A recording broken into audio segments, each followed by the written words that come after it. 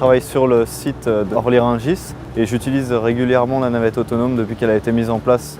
Ça me permet d'aller le midi déjeuner puisqu'elle dessert les différents points de restauration du parc. Quand j'ai prévu d'aller déjeuner, j'utilise l'application mise en place par Transdev qui me permet de savoir quand la navette va passer au point auquel je suis.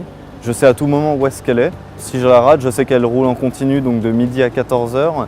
Du coup, je peux prendre la suivante. Les objectifs de cette expérimentation sont très liés à notre métier. On travaille dans l'immobilier, on travaille pour la ville durable. La ville, c'est l'immobilier et le transport durable. Sur ce projet, ICAD est l'opérateur immobilier. On met à disposition notre parc d'activités.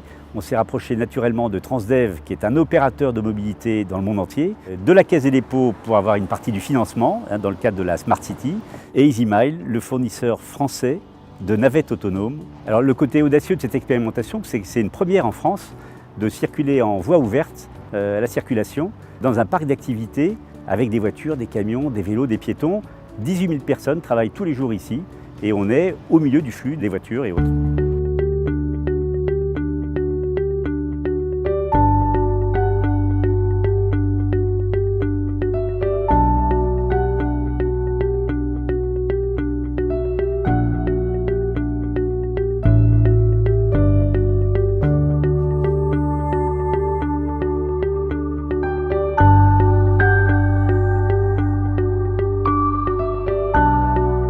C'est assez rassurant d'être dans la navette finalement puisqu'elle s'arrête sitôt qu'elle rencontre un obstacle, que ce soit un véhicule, un piéton.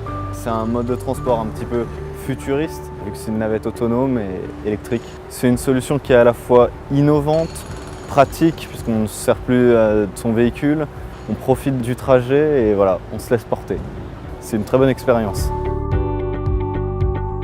Nous sommes dans une période de grands changements. On passe d'une période où les gens souhaitent être propriétaires de leur voiture à une période où les gens utiliseront du service. Et on imagine que si on donne envie aux gens d'avoir un service propre, rapide, autonome et peu coûteux, ils seront tentés de laisser la voiture et d'utiliser un service qui devienne traditionnel.